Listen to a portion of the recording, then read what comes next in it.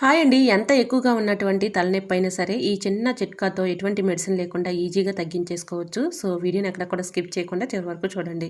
ఈ టిప్ తెలుసుకునే ముందు చిన్న రిక్వెస్ట్ అండి.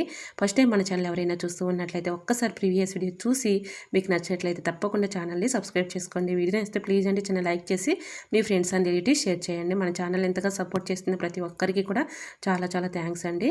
సో, టిప్ ఏంటంటే మనం ఇప్పుడు చిన్న పెద్ద వయసు తేడా లేకుండా ప్రతి ఒక్కరికి బయటికి వెళ్ళొచ్చిన చదువుకునే పిల్లలైనా ఎక్కువగా స్ట్రెస్‌కి లోనయ్యే వాళ్ళైతే ఎక్కువగా తలనొప్పి అంటూ ఉంటారు.